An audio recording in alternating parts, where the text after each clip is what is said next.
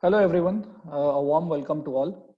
It's a Sunday, so I wish you had a good weekend. I hope you have had a good weekend with lots of food, whatever is available, and you have stayed safe throughout the week and in the days to come. There are talks of a second wave of coronavirus spreading across our country and across the world. So I will urge you all to take the necessary precautions, masks, sanitizers, and stay safe. As usual, as is always the case, my friend philosopher guide VB on the other side. Yeah. So, like we had discussed the last week, today our focus will be on the American elections, which will be held, I think, in November, sometime November 3rd, if I'm not wrong. Now, the general question, the common question which will pop up in a lot of our viewers' minds is, why are we discussing the American elections? How is it relevant? I will say yes, it's a good question. It's a balanced question to ask because maybe 10, 20 years ago, or maybe a decade ago, uh, India and US were both suspicious, mutually suspicious of each other, especially during the Cold War era, when Yeah, Russians used to view Indians as sorry, I'm so sorry, when the US used to view Indians as some kind of collaborators or some kind of allies of the Russians. So they were icy towards us, no doubt. It took some time for the ice to melt. It took about a decade or so, like I said. Uh, Over the years, the ice has melted, but still some concerns remain. But overall, if I were to say so, the Indian relations today are probably at their best since the Indian independence, and they have never been any better. And it is poised to only grow from here on. We have military relationships. We have the military industrial partnerships with various manufacturers of, be it aircrafts, be it guns, and so on and so forth. We have important legislative level collaborations as well, wherein Indian legislators from our parliament go on trips abroad, I mean, to the US and vice versa. So things are looking good today. Things are poised to grow even more tomorrow. Now it also becomes relevant with the context of the Chinese problem. Chinese are a pain for both the Indians and the Americans. Indians in terms of land grabbing, which is happening on the borders, as we had spoken about in our first episode. For the Americans, it is not necessarily land grabbing as such, physical land grabbing as such, but influence, zone of influence. Chinese have infiltrated all the bodies, international bodies of importance, starting with the WHO, even in the UN. Something which our Prime Minister Shri Modi also highlighted in his recent speech, wherein he raised questions about the UN involvement as far as dealing with coronavirus is concerned. And just, I mean, I read a news today morning, which is very relevant as to how the Chinese have managed to penetrate into the system, the American system, and are trying to indulge in various espionage activities. There was a report today wherein a particular cop in NYPD who had a military career prior was in the dock for being a Chinese agent inside NYPD while he was serving. And he was acting at the behest of the Chinese authorities, supplying them with information, critical, crucial information about the Tibetans in exile in America. If that is a, I think not in exile, but the Tibetans who are living in America. His task was to provide intelligence to the Chinese authorities. That is the level of penetration they have in the American system. This is just the tip of the iceberg. Many more things will start revealing themselves. So all said and done, from a perspective, from a global perspective, be it the China problem, be it our military relationships, be it our legislative relationships, and even more avenues as we speak will come up in the future months. It becomes important for us to understand what American elections are, how relevant they are to the Indian cause, and what the results ultimately, how the results will influence the American-Indian relationship. So this is how we start. As usual, I will hand over the proverbial mic to VB. We will start with the basic idea of the American elections, which are the major parties. As you, most of you would be aware that there are two major parties, but VB will elaborate on it further. Who are the major candidates on each side of the aisle? how the elections will be held, and we'll try to understand, we'll try to get an in-depth analysis from VB as to what each, I mean, hypothetically speaking, what each party's victory means for us Indians, right? And the ODI perspective comes into play very, very naturally. It's just a one-line relationship establishment factor, that what influences India definitely influences Odisha from the American Indian point of view, right? A lot of ODIs go to the Americas for a better future, and they have made their name in various. I think there was, if I'm forgetting the name, there are people with from Odisha who have made their name in the political establishment in the US as well, right? So it becomes important for us also to understand. Anyways, I mean, what's the harm if we get to know a bit about the American elections, Yes. right? So with this in mind, VB, let's start. Let's start today's proceedings. Sure. Thank you. Thank you, Sajid. So, looking at the US elections, we're talking about the oldest codified democracy in the world. Mm, Uh, Tomorrow is the day of presentation of the Constitution. So, it's what, over 233 years old now. That's mm, really, really old. And over these last 2 centuries, mm, the Constitution has undergone very radical transformation, which is quite good also in a way. It is a healthy process that your constitution is going through changes, some changes that are required in the period of time. mm, How does the US presidential election work? Remember, it is also bicameral in nature, which means there are two chambers of the so-called US Parliament. One, you have the House of Representatives, which is the lower house, and then you have the upper house, that is the Senate. Now, the lower house, just like the Lok Sabha, is elected on in terms of a popular vote in different states. The Senate, however, is elected by the state legislature. Which is very similar to how Rajya Sabha works. okay. When it comes to the presidential election, it is an indirect election. Like in India, we vote in every single MP, right? And then the party decides who will be the prime minister. Mm, However, in United States, they indirectly elect. I mean, it's almost, uh, it can be said that the popular vote only elects the president. However, in the past few elections, most notably the 2000 election and the elections of 2016 that brought Donald Trump to power, uh, where the electoral college won over the popular vote. Now, what is the electoral college? yes, The yes. electoral college is a body that is constituted in every state to elect the presidential and the vice presidential committee. Now, these electors, however, are voted through a very popular voting mechanism. Now, what do these candidates need to win? They need, out of 538 electoral votes, they need 270 electoral votes, both the president and the vice president to win. Now, what happens? What happens in case there is a tie? There are chances that there can be a tie. If that is the case, the president can be elected from the House of Representatives, that is the lower house, and the vice president can be elected by the Senate. Well, this is a very, very far-fetched chance, and it usually does not happen. So the fight is on for those 270 electoral votes. Now, there are two major parties. You have the Democratic Party, you have the Republican Party. There are other parties that make a surprise, entry once in a while, spring up a surprise candidate, but that has never really held any sway. If you look at how the voting system works, it is very indirect. You can't bring in these people and try and upset the apple cart. So we will be majorly discussing these two parties today.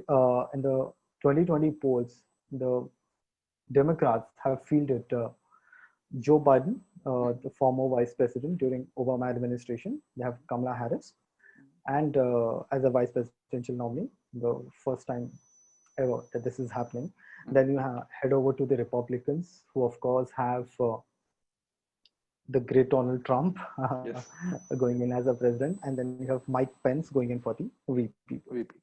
Now, the current mathematics, poll mathematics would say it is very similar to how Hillary's polling chart looked like a few months ahead of the election. Correct. She's doing very well. She's doing very well in the states that are controlled by the. I mean, both Kamala Harris and Biden are doing well in the states that are controlled by the Democrats. And they've also had some good showing in the states that are controlled by Republicans as well. But there is a major caveat here. Well, Donald Trump has a lot of male voters voting for him. Almost all Male. opinion polls. Okay. Yes, almost all opinion polls show that 53 to 58% of men support Donald Trump. But when it comes to women, that support is actually very fractured. But however, Biden does get around 43 to 44% of women vote. Now, even in the healthiest of democracies, more men will go into polling booths. Correct. So this is a game changer right there. And all opinion polls got it really, really wrong back in 2016. Oh my God, the meltdown. The error of margin wasn't like 3 to 4%. At some places it was 8 to 12%. Correct. So if you also when you look at the comparison between popular vote and electoral college, remember popular vote makes you look good, but it doesn't get you past the line. You need electoral college votes. So if you're leading by 4 to 5% in terms of electoral votes, you're still in the chances that you could lose in the electoral college system. So unless Joe Biden has a healthy 8 to 10% lead across the nation, I don't think he's going to make it. I think Donald Trump will retain power. A few doubts here, VB. I'm trying to draw parallels here between the way the American elections work and the way Indian elections work. Yes. In our case, in India, the Lok Sabha is where the popular votes come in, right? The party wins, and they decide on someone within their party who becomes the prime minister, who is the ultimate power building authority in India. Absolutely. President is indirectly elected by the Rajya Sabha, right? But the president is just a nominal head. Is it the opposite case in US, wherein the president is the authority which wields power? Correct. They are also indirectly elected and they're wielding power there.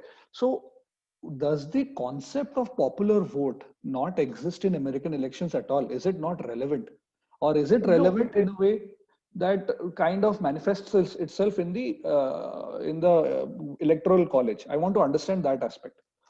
Yeah, I'll tell you what has happened is, see, popular vote, of course, is generally how people would vote and people would elect somebody.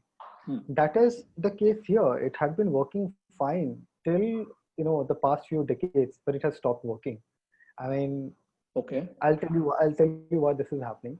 States that are less popular, less populated, they have almost equal say as larger states with larger population. Okay. They have 2 Senate votes, and of course, the rest of the electoral college votes that they get is significantly better than what some of the larger states get. So these states become the swing states. Remember, in these states, you don't need to win the popular vote at all. You just need to win the electoral college votes. For these swing states? Yes. If you win enough swing states, then you have swung the election. That's the reason they're called the swing states. Correct. So they make or break the election for them. Absolutely. And that's why when you hire a campaign manager for a presidential bid in America, the first topic on the table is how are we going to get the swing states? Because blue states won't become red states won't become blue unless there is a huge political furor.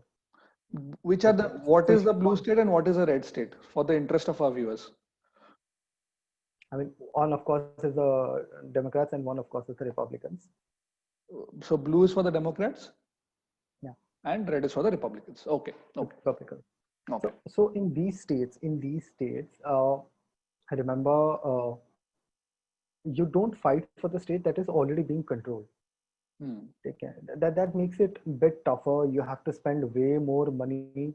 So you'd rather focus your attention on states, that can be grabbed, or where you have an edge, or where you can create an edge. Not by traditionally controlled territories of the other party. So that's very common in all kinds of politics as well. You Hmm. focus on the state that you haven't won before. That's where you get the edge. Hmm. Hmm. Hmm. And swing states, especially, are generally not categorized as Republican or Democratic states because they keep on flip flopping. That is why And there they're is swing. also, Hmm. yeah, yeah, and there are also another, this is not a big game changer, but these are called the unfaithful voters. So in every electoral college, you would expect them to vote for the person who has won the popular vote. Hmm. Okay, because Hmm. they are the ones who will finally vote for the presidential and vice presidential nominees. But then sometimes these people can do a U-turn Oh, and just okay. vote another candidate, despite that candidate having won the popular vote in that state. So This can happen in a large state. This they can happen wield a in a lot large of state. And power given the proportion of the population, correct? yes, yes. So the thing is, in these electoral college systems, Hmm. so if suppose in a very large state, let's suppose they have 30, electoral votes, and Hmm. all of these people just decide that okay, fine, we'll not vote for the candidate that has gotten the popular vote. We'll vote for the second popular one, so which They is can in just a do way, that, just like that. yeah, yeah, yeah, they can, which is in a way betrayal of the public mandate. So Hmm. I think majority of states today have a law, barring it. You can't do it. Okay. Okay. However, Yeah. it has never really influenced an election, but on two or three occasions, it has influenced the vice presidential elections, but never the presidential elections. Yeah, I understand the barring So part we get because a, it completely goes against the public mandate. So it defeats the purpose of having an election for the public in the first place. Yeah, makes sense to me. Yes. Okay. Okay. yeah. Okay. So this is what is at stake here, Hmm. and it would be very interesting to see because the numbers have been very fluid in the last 6 to 7 months. Prior to COVID, the Republicans were moving at a snail's pace. Uh, Trump's approval ratings remained very high, but Joe Biden was getting, slowly crawling towards a lead. Then came the COVID period. Then you had a lot of other, disturbances inside the United States. You had the BLM protests, a lot of things Correct. happening. Then that's when Biden accumulated a strong lead, but Donald Trump also caught up. But I Hmm. think that catching up part is over now. It is more or less cemented. I'm not sure that there is going to be more movement in the polling percentages till November. Okay. Okay. Well, which you raised a very important and relevant point, which is a bit off topic, but it becomes important from the context of the left wing politics. Democrats are traditionally left wing, right? Which is I which. actually no. Democrats were not, left leaning to begin with. Okay. They were more centrist. I think they remained that way for the majority of the history. I think in Mhm. the last 3 to 4 decades is when they've become a heaven for socialists, communists, Correct. the Correct. entire left-leaning brigade. They've just Correct. brought in these people, and these people are now prospering inside the party, which is why the overall look and feel of the Democratic Party is gradually looking like, it's an entire circus now. It has become a circus, yes. And one of the important elements of the circus would be the BLM, right? Absolutely, I need to absolutely. understand, and I hope you'll help me understand what I mean. The Black Lives Matter. Okay, we all have an idea, basic idea on what it is. What I need to understand is the bigger picture. From what started out as a movement against racism has now become a full-scale paramilitary of sorts, wherein they're indulging in anarchy, chaos, and inciting mob violence, maybe arson Yes, also in a lot of cases. yes, yes. I need to understand. Obviously, there seems to be some political backing from the Democrats, but what is the larger play here for the Black Lives Matter movement? For BLM, remember it sprouted up during Obama's regime as well. Hmm. Hmm. It did a lot of damage, but Obama had good relationship with the community. He was able to simmer it down in a Hmm. way, keep it down till the next guy comes in. And of Hmm. course, with Donald Trump coming in and the kind of flair that the guy had and the kind of words that he uses and the way Hmm. his supporters are. So Hmm. this was just an issue that was already in the making. I'm not surprised that it has come up just before the election. And Democrats who, the last time, these were the people who did not side with BLM.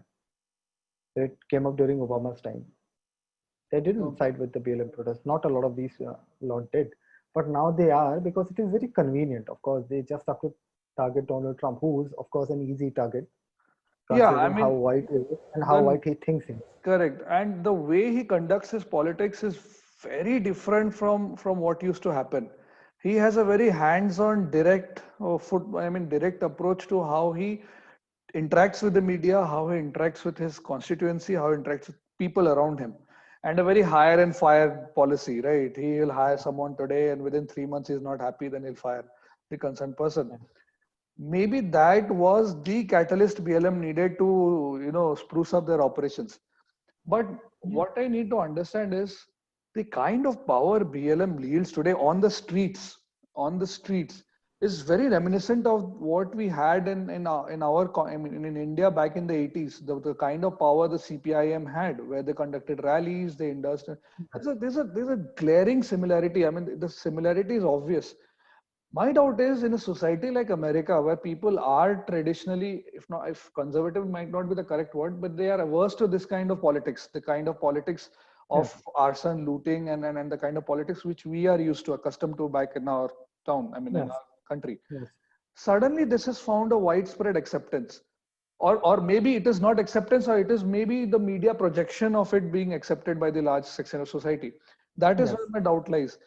Matlab, if I can summarize it, is BLM widely accepted by the general public out there? Number one.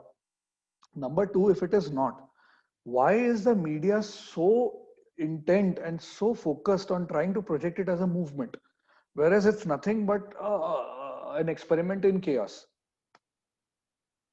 The media, the left-leaning media in the United States, of course, wanted to create a narrative. It wasn't happy with what was happening during the COVID time. And by the way, COVID as a factor has not affected Donald Trump in key Republican states. It has not. Which is So, no wonder they wanted to, manufacture something else. hmm. And now that they've manufactured it, they wanted to help nurture it. So they got in the usual cabal of Hmm. scientists, teachers, activists, all of them together. By the way, BLM and Antifa, they both comprised of mostly illegally procured arms and history cheaters, mostly comprised of criminals. Yeah. I mean, yes, it kind of doesn't add up for a movement which was supposedly pro people, Yeah. which is full of people who are antisocials with history. I mean, history sheeters being a common occurrence in these kind of protests. I don't understand. Is it even worthy enough to be called a people's movement anymore? You'll have to see why there is a shift in the narrative because now the left, the radical left, now justifies burning down cities. It says that if you Yes. don't make a noise, you won't hear, and you can't tell us which way of protesting is wrong because you are the oppressor. Yeah. I mean, it becomes I mean weird. that's a narrative. It's like you burn down my house, but I can't tell you because I'm supposedly the oppressor. You can't tell me how I dress. You can't tell me how I look. You can't tell me how I It's fine. study. I'm not interested in telling you how to dress. I'm just interested in telling you don't burn down my house. And don't burn down my business for no reason. Yeah, yeah, I am a absolutely. legitimate business owner. I have a business registered with the authorities. I'm paying my taxes. Why do you need to come and loot my belongings, loot my store up? There were so many incidents wherein this Black Lives Matter wale, this activists, they simply ransacked shop after shop, and they ran away with Nike goods. I mean, how is it even relevant to your cause? I don't understand. Right? That will happen. That will happen. And they are looking to cement it with various other, forces like Antifa and BLM are together. They're Yes. now also looking at CARI and a lot of these organizations that supposedly work for, Muslims and mostly for the African American Muslims. Yeah. So and they are politically heavily backed also. I mean, it becomes Absolutely, a all of very them are politically convenient backed. way for the Democrats to exercise power on the streets. They are the foot soldiers in a way, Absolutely. right? Power without accountability. If something goes wrong, the line won't reach the higher ups. It will stop dead right there. Yes. But I still am surprised as to how movements like these gained acceptance in the general American society, which is usually averse to all this kind of acts. That still doesn't register with me entirely. I mean, what went wrong with the American policy from the 80s to maybe today, wherein a whole generation of students have come up who actually believe in socialism. Like, it's not like they're just doing it for something. They actually believe that distribution of wealth, free distribution of wealth without any accountability will actually work. See, people who generally propagate these theories are the ones who have already accumulated a lot of wealth. Exactly. Yes, None exactly. of the socialists are poor. None of the Yes, socialists are poor. yes, But the recruits are poor. But the recruits are poor. The recruits from lower income categories.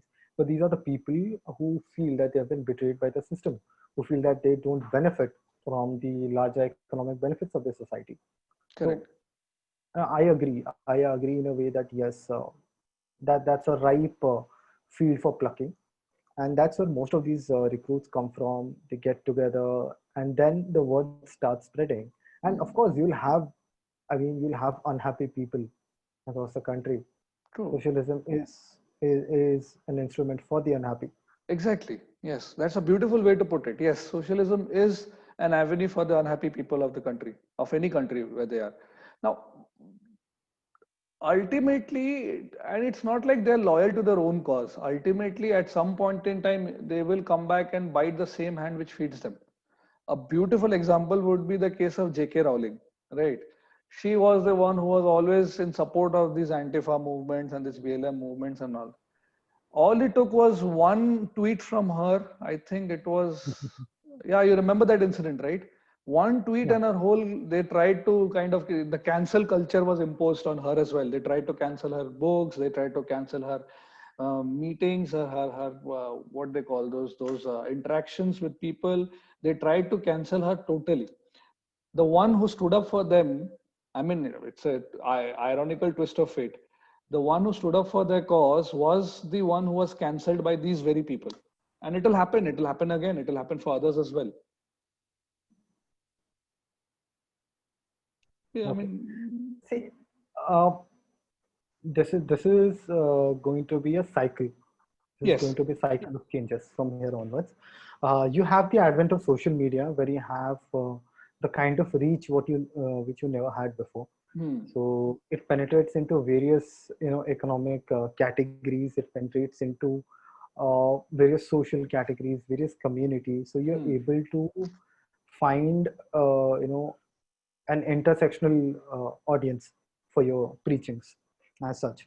And left, correct. of course, it is very romantic in nature. It is affectionate in nature. It appeals to one and all because the message is inclusivity Hmm. after intersecting 5 times. Yeah. So, They will and first, it's a they weird will way to. weed out those who do not agree with them, then they become inclusive. Chalo, we'll become inclusive now. That is how they will First do. they make you inclusive, then they divide you. Then they divide you. Right. Black voters, you Muslim voters, you Hispanic, Jew, you are Indian American, this, Hispanic, that. you you the Pacific Islanders. But Forget is it. it not getting a bit counterproductive? This is an important point which I wish to make and which I hope you can throw some light on. Is it not becoming counterproductive because the hardworking middle class American, the white collar jobs, the ones who do shifts, double shifts a day to try to pay up for their mortgages, are they not fed up of these people, these freeloaders? And ultimately, will it not benefit Trump in the long term in the run up to the elections? Uh, you'll have to look at it from a with a zoomed out view of Okay. how you want to see things. Okay. Uh, America, even if you don't agree, it's a white country. Okay, the thumping majority of the population is white. All Okay. right. So Republicans have, for some generations now, stuck to older, non-educated, white, mostly men voter base, and this has worked for them. It's not that women don't vote for Republicans, but these are some of the key demographics that they have targeted Target. over the years. Hmm. Now with Democrats were the original slave traders, by the way. Yeah, yeah, yeah. I've heard that. Yes. They are the original racists. Yes. Yes. Okay, so for them to shed that bag, it has taken them a long time. So Yes. now that they finally shed that baggage, they finally trying to turn it around, saying that we are the ones who are extremely inclusive. So which is why they have tried and take care of Are they numbers not a bit from. overcompensating for their past by trying to become more No, no, inclusive than the others? see, there is a empty political space out there. Somebody has to grab it. Hmm. That's the thing. Ah. It's not about your identity or baggage. It's just that there's an empty political space, so you grab it. Hmm. Ha. Like in India, the students were not taken seriously. Correct. The 18 to 34 voter base was not taken seriously by the Congress party, No, it and was not. BJP saw it and it grabbed it. With When both it grabbed hands. social media, it grabbed that, yeah, this first time voter base. This is what BJP cracked into, and that's what is getting it that winning edge of 4 to 5% extra votes in almost every election. Congress was more focused on its loyalists, the ones who have been voting for decades now, right? And the same thing is happening in United States as well. However, Democrats have traditionally registered more new voters than Hmm. Republicans, because the Republican voter base is not a first time voter. The Democratic voter is a first time voter in general. Yes. But however, this time Trump and his campaign have claimed that they have gotten almost the same or larger number of new registered voters. And interesting is today there are 2.5 million Indian American voters. That's a huge number. That is a huge Not in number, one yes. place. Yeah, it's a huge number, and they voted, and almost 72% of them voted for Hillary Clinton. In And 2016. yes, in 2016, and that's why the support is important. However, the Indian Americans have shunned Bernie Sanders, which actually led to his, early exit in the primaries. Hmm. Which brings me to the And next point. From the Indian perspective, how do you see the politics of each side? I mean, what is the viewpoint of either the Republicans or the Democrats vis-a-vis the Indian issues of Kashmir, of how India views China, of what is India's strategic role in the Indian Ocean region? So, if you could just, juxtapose both the viewpoints. look, I'll just begin with a primer on what Democrats and Republicans would tend to do once they are in Perfect. power. Hmm, hmm, hmm. Okay. Uh, I think till the 60s and 70s, it was largely inconsequential because the Indian Americans, of course, were not in great number in the United States. Okay. Ever since their number has grown, and of course, India's relevance on the global field has grown, Hmm. the different presidential administrations have taken a very varied approach. Uh, we can begin with the Clinton administration. Clinton's administration came after just Reagan. Reagan wanted to sell India a supercomputer back in '85. All right, and Okay. Clinton managed to scuttle that. Then they brought in the very infamous, India beta, Robin Raphael, who completely screwed up India's relationship with the United States. Right. And till her tenure, India and US didn't see eye on eye. And it was during this period you had, India being forced to sign the CTBT, Correct. Correct. and you had sanctions on in the country after the Pokhran tests. Okay. And, So it and was all due to in this fact, one person. yeah, and between 1993 to 1994, almost a year and a half, there was no ambassador from US to India. That What? is how irrelevant India was to United States at that point. Once again, how many years from? January 1993 to June 1994. For a whole year, there was no ambassador. No. This I didn't know. This is news. This definitely. Okay. Okay. So, and like I had mentioned in my opening remarks, that there was a time where the US viewed India with a lot of suspicion, and it was the feeling was mutual, vice versa also, right? So, what happened in this interim years? What happened in the last decade or so, wherein, at least from an outsider's perspective, from a normal person like me, I can almost see that there are visible changes in the way India and US American relations have improved, right? So, Yeah, who was yeah. the initiator and how did it work? let me just delve a bit into what further damage the Democrats did to the Okay. India-US Sure, sure, relationship. sure, sure. You, the next Democratic president, you had Obama. Hmm. So guess who came back from her retirement to serve in the Obama administration? Same lady, The same Robin Raphael.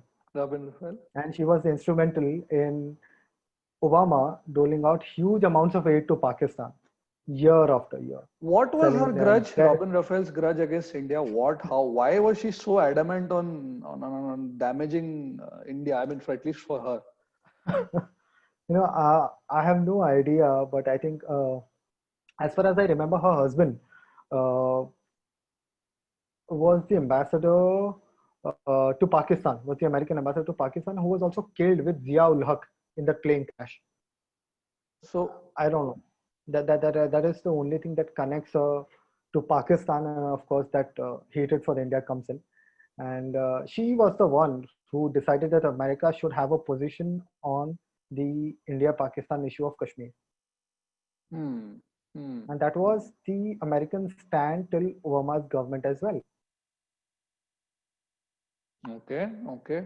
And But, and uh, huh. and she has actually been accused of being an ISI plant in the US government. I The actually, I past. mean, may or may not be eyesight, but it just doesn't make sense to me logically that if her husband, God bless her, his soul, if he was killed in a plane crash in Pakistan, sorry, whatever, in Pakistan, how are we responsible? It doesn't add up. It definitely doesn't add up. Her hatred I for don't us. know. I don't know, surprisingly. And then Hillary Clinton is extremely pro-Pakistan, by the way. Yes, yes, oh my, Extremely she's extremely pro-Pakistan. pro-Pakistan, yes. And and in fact, the Obama administration, it had a lot of these, India-phobic and Hindu-phobic elements. It was very intensely embedded into the Obama administration. And very interesting, what Joe Biden has done Uh-huh, even before he was the vice president. uh-huh. So he blackmailed Russia, all right, to not hand over cryogenic technology to India back in 1992. He was of the idea that India might grow and become a threat. Mhm. So that should explain who Joe Biden is as a person, who Hillary Clinton is, who Obama was, and who So, the great Bill Clinton was. in general, the Democrats have a very skeptical view and notion of India and work in a way that they can control us, right? Yeah, absolutely, Okay, absolutely. okay. And Uh, in fact, you'll see in the same vein, the hmm. Republican administrations have been very pro-India. Yes. Reagan administration wanted to sell India a supercomputer back in 1980s. I remember that was a big deal. Okay. In Okay. fact, the Bush administration, you know, very quietly revamped the diplomatic ties Yes. between Okay. India and America. A lot of diplomatic staffers were asked to go. A lot of new people were brought in, and this was the time for the Enron scandal as well. When Hmm. Enron made its exit from India, this was a huge dent in the relationship. But actually, it was the Bush administration that made sure that this ties over, it completely ties over. And of course, Trump has been very receptive to American Indians when it comes to Section Because probably Article he understands 370. the relevance as a voter base. I think there is a voter base element to it as well. He understands the importance they have in his re-election, the importance Modi has indirectly because in this context over his re-election. Yes, yes. Right.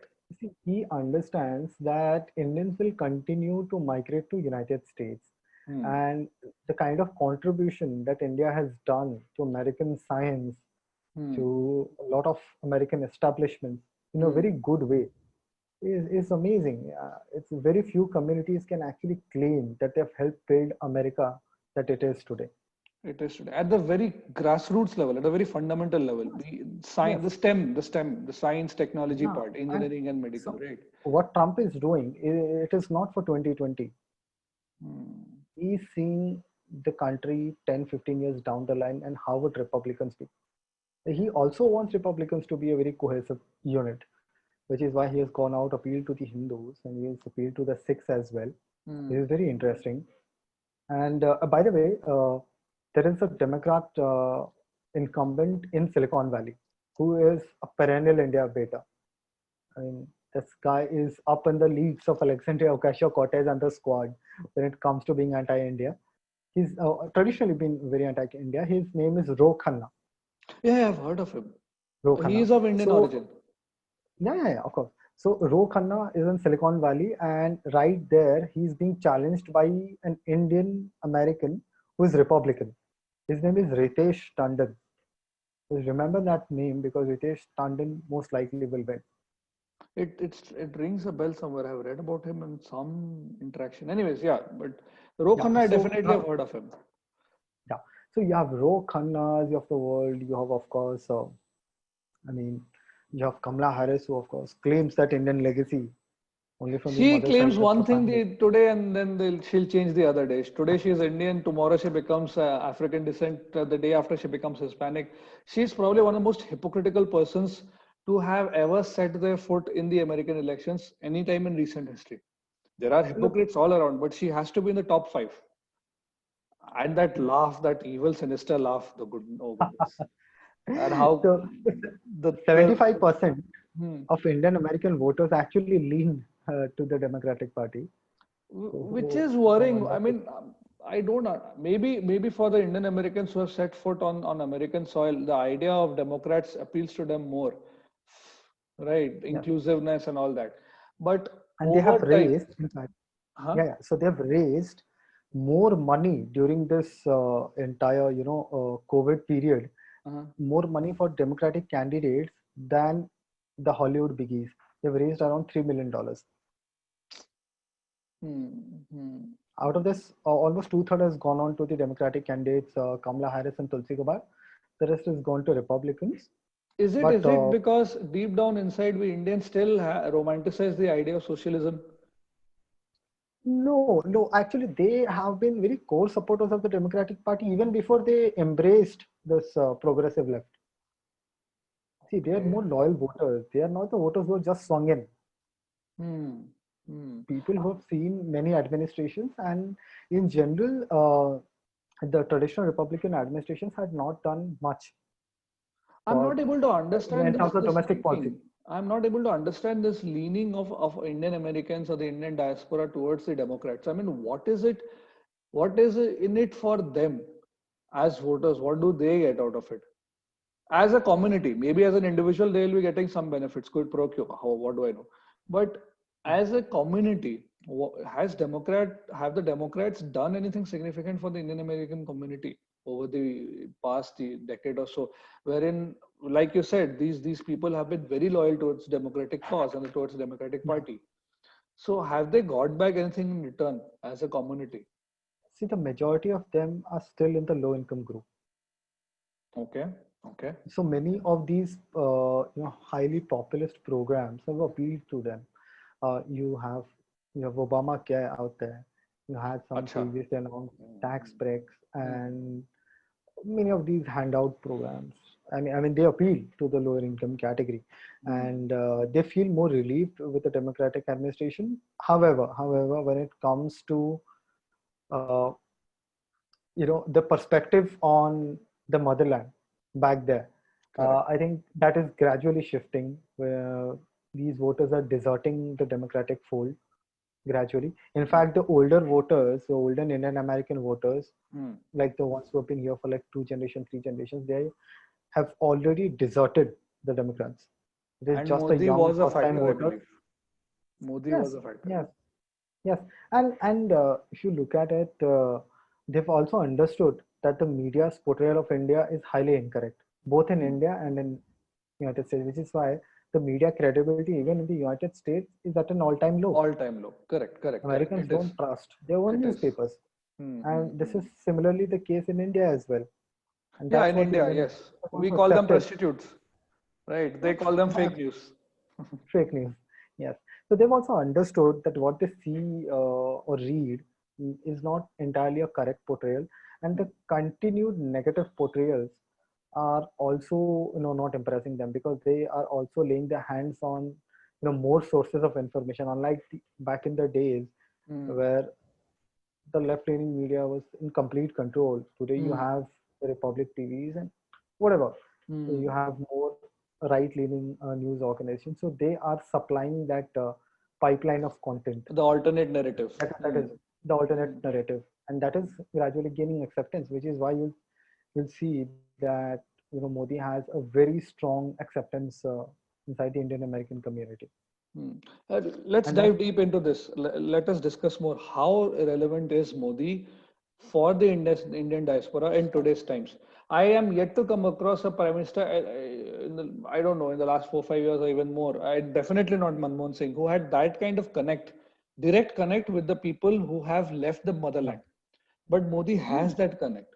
And yes, how relevant is it from the electoral point of view in America? yes, and see the part with Modi is he has that charisma, and Yes, he is somebody who's gone rags to riches, correct. and that's the story for most Indians who travel to United States. So Right, right, right.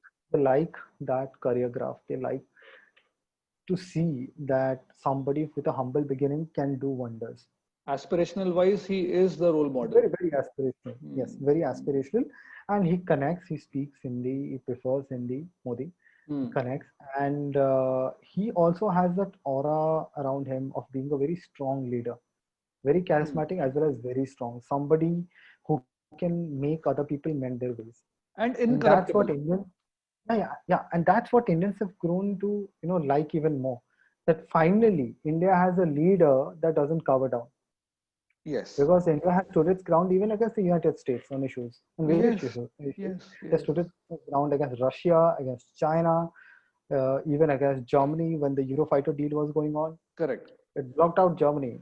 Uh, so It and takes guts. any It further does take affairs. guts. Yes.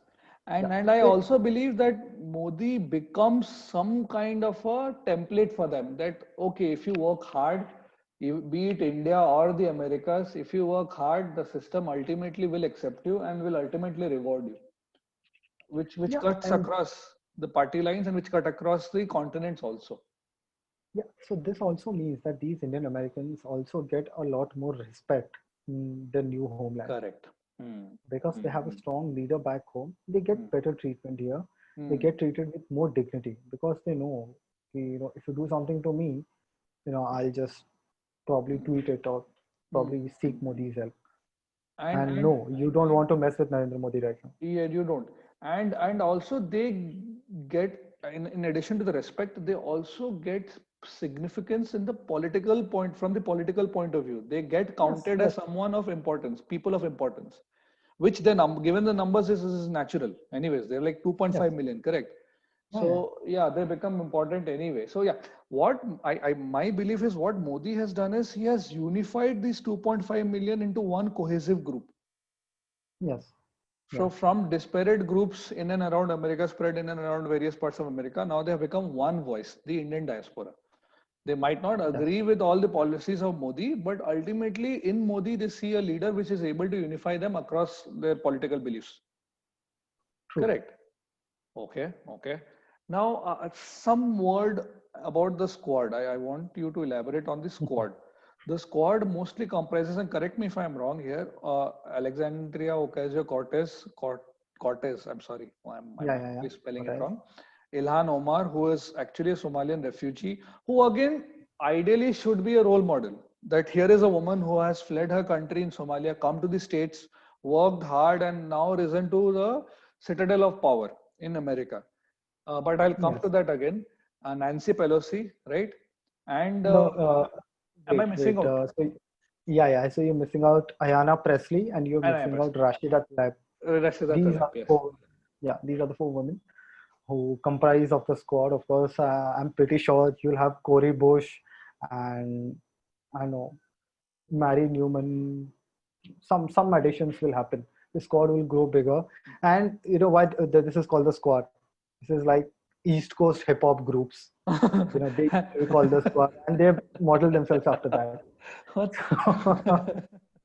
So But it's yeah, quite weird. Though. I don't understand, but I'll give it to them. They've been very but mercury. they They've are been very rabid left. They are the rabid left. Like they are extremely agreed. leftist in their approach, and they have managed to influence the core concept, the core. of the Democrat Party to lean more from a centrist approach to a left-leaning approach. Yes, yes, Yeah. that has happened. It has happened. They very consciously influence the Democrat policy Mm-hmm. in terms of foreign policy, in terms of domestic policy, in Mm-hmm. terms of gender equality politics. A lot of these things have happened. Yes, but again, their views on India are not necessarily to Indian interests, right? They are not necessarily No, no, no. pro-India. In fact, they are not pro-India at all. They're Yes, not pro-India at all, which is a very sinister sign because I don't understand what is the disenchantment with India and while why they they're can. doing it. I similar here. I mean, same feelings here. I have no clue why this level of hatred towards anything which is pro-Indian. Anyone or anything which is pro-Indian, they take a stand.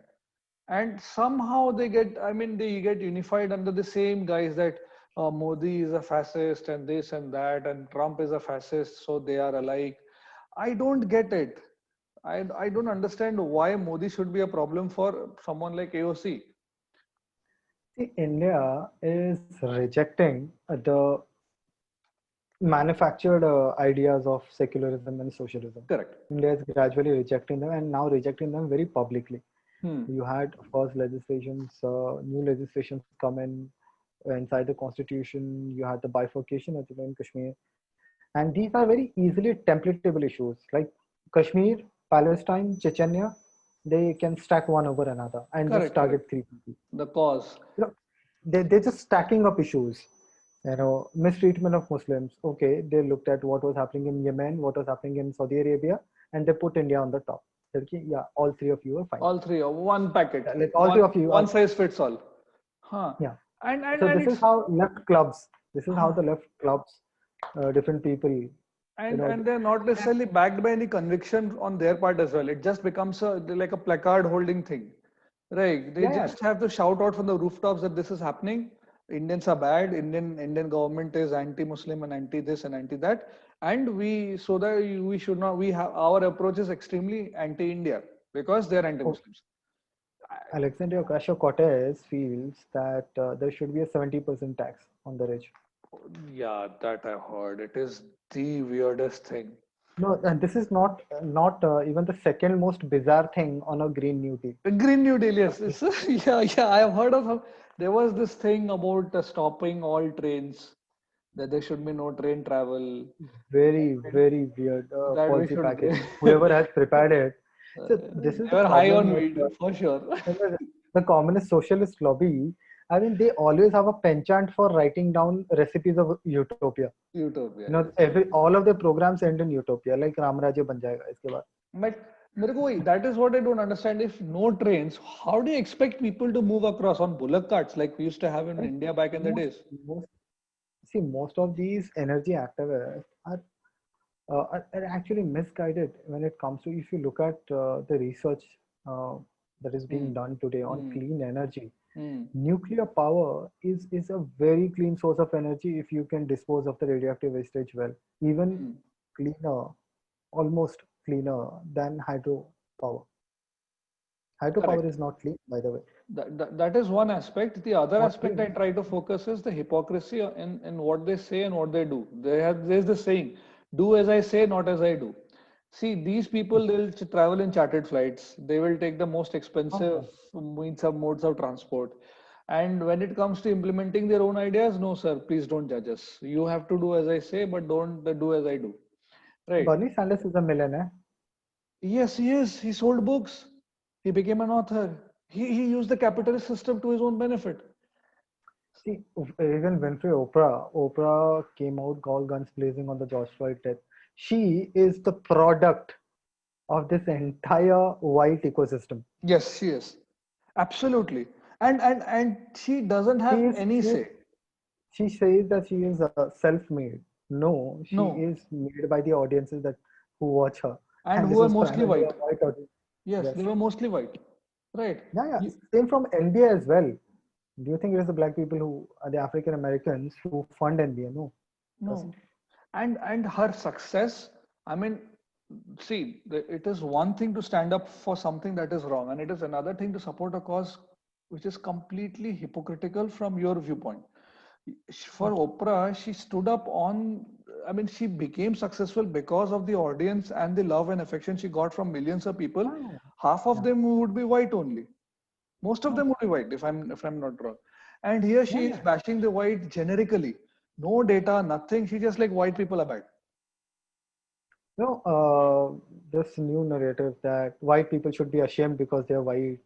Yeah, I I mean, mean, yeah, smash Brahmin I patriarchy back in India. Same thing. see, smash Brahminical patriarchy is a ridiculous idea.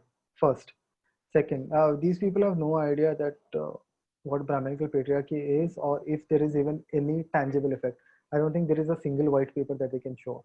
Yes, Second, asking people to be ashamed of who they are is so demeaning, is so yes, demeaning. And these are the people who talk about inclusivity, and correct. they will put a finger onto your face and tell you every single day that you're white, and then call themselves inclusive. And this is, as far as I'm concerned, it looks like some sort of reverse racism to me. Yeah, yeah, it is reverse. It is racism. When you pick Yeah, up on somebody for their race, it is racism. we are picking up on someone because of the skin color. Even if it is white, it's skin color. See, Right. that's a problem with the left. They are just too dumb to understand it, and that's what people are also seeing through. And we'll see this will also manifest in the elections. Because people are Hmm. not stupid. I mean, they used to be.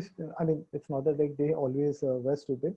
It's just that they didn't have both sides of the same The topic. same But argument, they have, yes. thanks to social media, they've heard Republicans talk about it. They've Hmm. heard other people talk about it. They've heard independents talk about it. So now they know, okay, if somebody is BSing them right on the face. Yes, yes. Now comes the important part, wherein your insights will be valuable.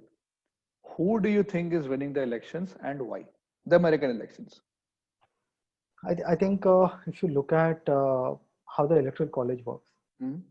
Senate is a very is a very mirror of the electoral college. Hmm. So the Senate is controlled by the Republicans, and that's why they are predicted to do better in the electoral college system. Hmm. Even if they don't get the popular vote, they will get the majority in the electoral college. Hmm. We are looking at around probably 280 to 300 votes for Donald Trump out of a 538. I would say Yes. that he'll win Yes. by a handsome margin. And by the way, none of the polls have shown any growth ever since the announcement of the candidature of Kamala Harris, which means she has added absolutely zilch to Zero. Biden's nomination. Just like a candidacy, absolute zilch. She has added absolutely zero to Biden's nomination. Biden is just holding on, but there is one interesting thing that could happen. So the Hmm. debates are coming up, Okay. and Joe Biden has been a horror in the primary Oh, debate. yes. I don't A know. horror. I think he's not there. He's not right in the head. This is my Yeah, assessment. He, yeah. I think it is probably an early onset of dementia. dementia. Yes, Look, exactly. Exactly. look like he's old. He's very old. He's very old. So now I wouldn't hold it against him. But then if you are this ill and you're probably on medication, then you shouldn't be in a position where you have to, decide on whom to launch a nuke. But the Democrats don't care. I think he's just a front. Anyways, the real Oh candidate yeah, will not win. he's just a front. And the problem and the thing is, this is what Donald Trump has been hammering on. Ha. That get this guy a drug test before he comes to the debate or afterwards. And Because I want to give them. it is appealing to his core voters. They are able to understand that okay, there's something wrong with Biden. Even people like Yeah, you and me, everybody, everybody notices. everybody, everybody who sees Joe Biden these days will be able to find at least 3 to 4, small moments inside all his speeches where he's completely lost the plot of what he's saying. See, Donald Trump was always incoherent because he's not a trained orator. Correct, He's correct. not a seasoned politician. If Hmm. he is not able to make sense, I don't really blame him. But Joe Biden has spent decades in politics now, Decades in politics. right in the Washington D.C. Huh. I mean, to Okay, be so fair to Trump, he was I mean, what a reality show he was a failed star. businessman, Huh. Failed businessman, but a successful absolute reality show nuisance on star. TV. Nothing good in the Trump family comes from Donald Trump. It Yes. comes from Peter Trump, his father. Yes, true. I mean, just a line. I mean, I don't think Donald Trump has been a good businessman all his life. He's failed all that I No, he's been see. Yeah. He has failed so many businesses. He's failed so many businesses. Airlines He's was a made a flop. horrendous loss. He's made a horrendous loss in the casino business as well. Casino He's business was a flop. But I mean, at least as a horrible business. politician, I will respect the fact that he is candid enough to say things as they are No, without but see, mincing his word. I'll tell you why this is happening. It's because he's not used to simulated political environments. Correct, correct, He's not correct. used to these scenarios. He's not used to be in a chair where he has to make decisions in real time. I mean, he True. can't, bring in his chief of staff and tell him, okay, now you go and deliver this speech. No, that can't happen. As a Correct. president, you have to do things yourself. Probably as a chief of Trump group, you didn't have to, but as a president, you'll have to. So he's not used to this. He's not used to the pressure. So sometimes he goes out of his line, says something ridiculous, and At because he least, doesn't understand how it will play out in the media. correct. But at least his mind and body are one and the same. They are connected. I really am worried about Biden. There are times Yeah, I've seen his speeches where he simply seems lost, as if he very has lost. wandered into the woods and he's not able to get his way back home. Right. Yes, and this will get worse. This will get worse This because will get worse. dementia moves in very fast. Dementia is not something that will get the second symptom like next year. It'll set in very Correct. fast, and I think Correct. I just hope that he's probably taking medications, getting himself treated because he's a towering politician. He may not have Well, a great in his legacy. prime, he was, but I don't think he is even a shadow of what he used to be. I mean, that is of course is true, but I just hope that he's able to save the best of himself. Hmm. Go through this entire election cycle with a lot of dignity. Exactly. That is the And keyword, that's something dignity, because yes. So that he's not made he fun should, of. His legacy stays on, yeah, whatever it be. yeah, because I also discourage that because I said it upfront the very first time I saw some of his primary speeches. I said upfront that this man has dementia. Hmm. He needs those medicines. He needs to rest. Rest. Yes, It's true. not late. He should give it away to Bernie Sanders. But But I of don't think course, that is happening. But I yeah, mean, that yeah, the key word is dignity. You rightly mentioned that he's becoming a walking, talking meme of himself. Right. By doing this, political legacy, whether good or bad, it does get tarnished. It does see, get Donald Trump can take a few hits on his image. That's how correct. he has been. So even Correct. if you make a meme of him, you just circulating the word about Donald Trump. And Hmm. anything negative you say about Trump, in the long run becomes a positive for him. Positive. He just He that big. that he's a master of. He's mastered the craft of That's what I spinning. mean. He riles up people enough so that everybody will talk about him. Look at how he's controlled the news cycle during the entire COVID period.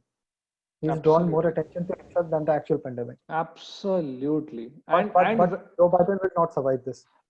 you'll not. And Trump somewhere down the line understands that good or bad, being in the thick of things actually adds up to the overall image.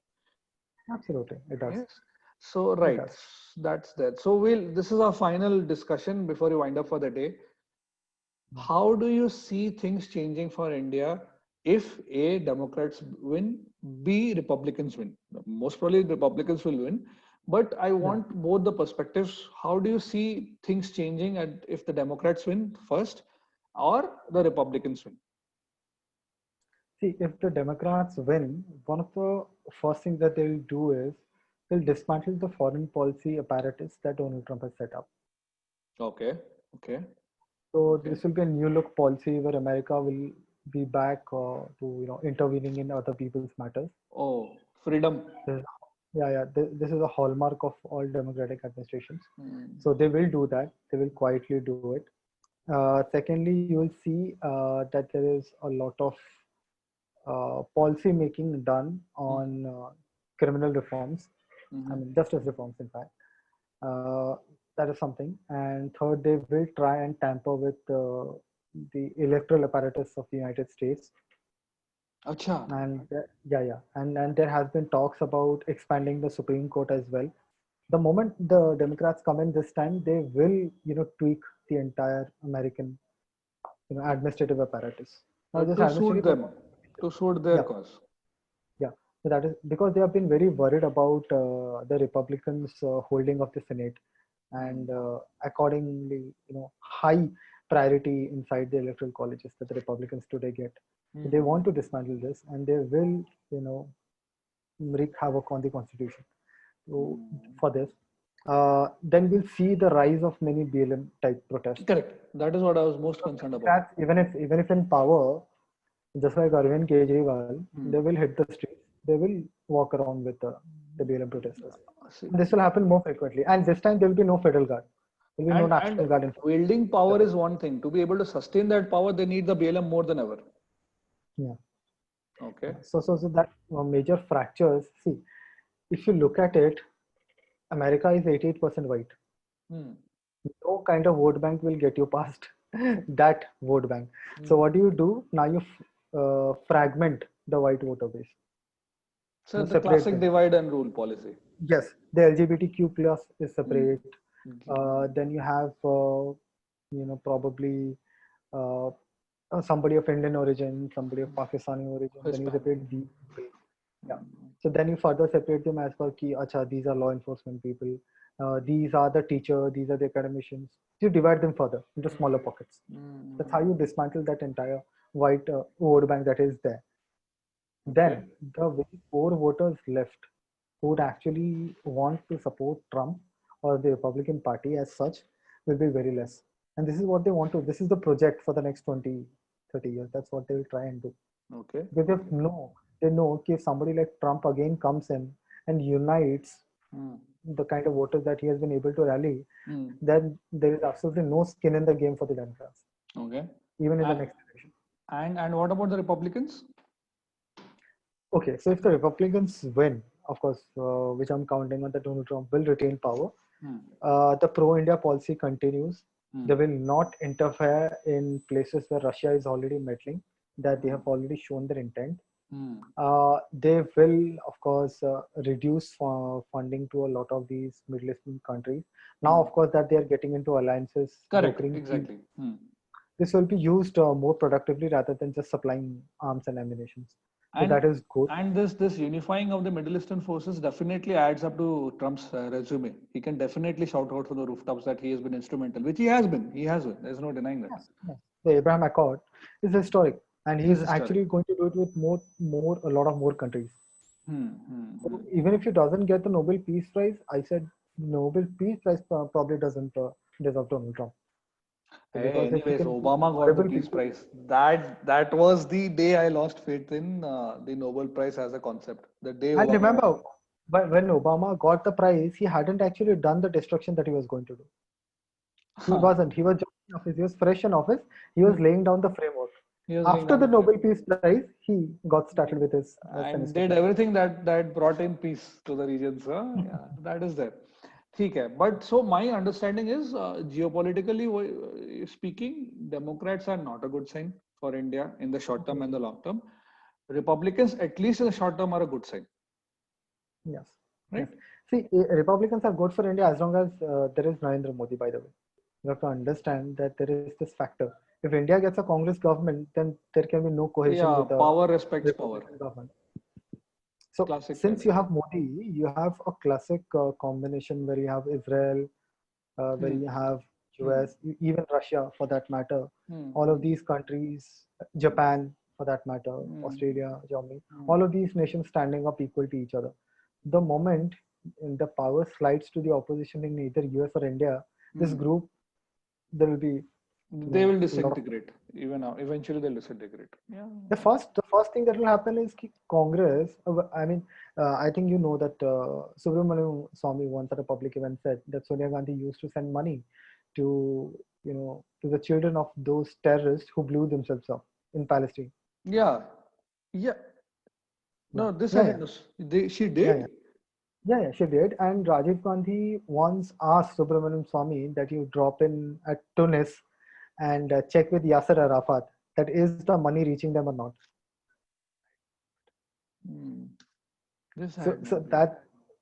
So Congress has been extremely pro-Palestine, and the moment they come back, India's relationships with Israel are going to be very tarnished, and it is very important that we shouldn't, because the Indian Army is right in line to get a lot of guns from Israel.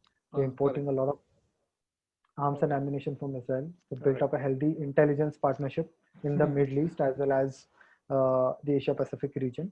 So that partnership is important. Similarly with US is we've been doing a lot of these joint naval and army exercises. We've been Okay. exchanging intelligence. We've been exchanging, information, crucial information, Mm-hmm. and our trade relationships have improved. We've Correct. done a lot of good trade with them, We are also and able to improve, not only improve, but also expand our area of influence in these regions because of this relationship that you have formed with the successful governments back there, right, in the Middle you East. look at UK. You look at UK. So in UK, the Labour Party is exactly a reflection of the Democratic Party, Correct. Hmm. and they have been left leaning for a long time. Yes. So this time, the Labour, see, the Conservative Party was at its lowest Hmm. in terms of the failure of Brexit, all kinds of scandals, and you had a Boris Johnson of a guy, leading you. These were makings of a landslide victory for the Labour, and the Labour Party managed to scuttle this also. Even And this is that, primarily because exactly. of Indian voters. This is primarily because of the Indian Origin voters. Correct. They have decided to move away from the Labour Party completely. And traditionally they used to vote for Labour back in the days. Yes, Hmm. yes. The Labour Party is also much like the Democrats. Hmm. It is also, very pro-Pakistan on Kashmir. I remember Also talk Corbyn's about statements. Islamophobia. Yeah, yeah. So Corbyn's right now, career as it is finished, I suppose.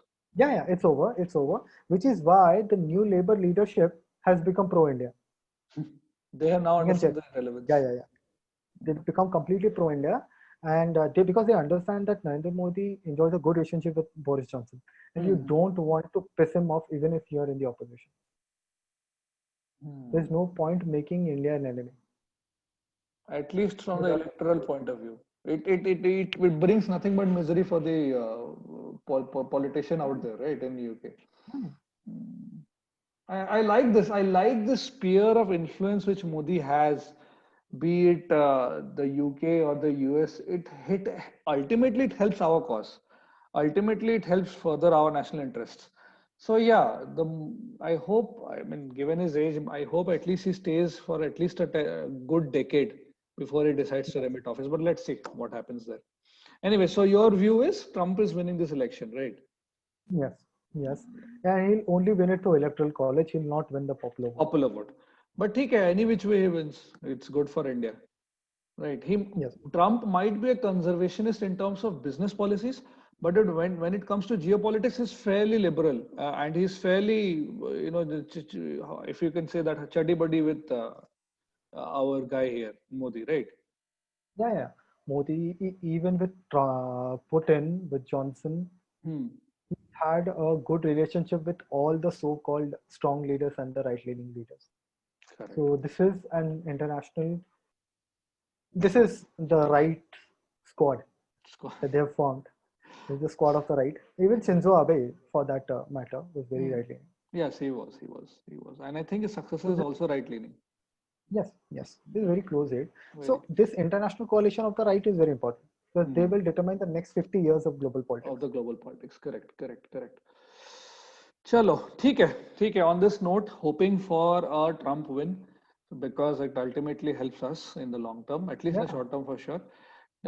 We will end our discussion today. As usual, Vivi, it was very nice talking to you. You provided some same. lovely insights. There were some facts that were hitherto unknown, at least to me, and I am sure for a lot of viewers out there as well. So, and the best part about today's discussion was we tried to relate everything, every big move that is happening in American politics today with the Indian cause. So Yes, that ultimately helps our viewers understand why it is relevant, which I had tried to explain earlier in the start of the video as well. So I hope for our viewers, you have been able to understand how important elections this time are in the Indian context. And if you can always keep track. This is the last slog overs, as they say in Indian cricket, in cricket in general, because the elections will be held in November 3. So all of both sides of the aisle, they are going all in, all guns blazing. So if you want, you can always keep track. There is always the internet and there is always Twitter, which will help you keep track of yes. it. Right, chalo. So let's, on this note, let's end today's episode. VB, as usual, it was Thank always a you. pleasure talking to you. Thank you so much for your insights. All people out there who are watching this, you have a great week ahead and see you soon with episode, I think it will be 4. Topic will be again, whatever it be, we'll decide over the course of the week, and whatever it will be assured that it will have an Indian point of view, the Indian perspective, and eventually the ODI perspective, right?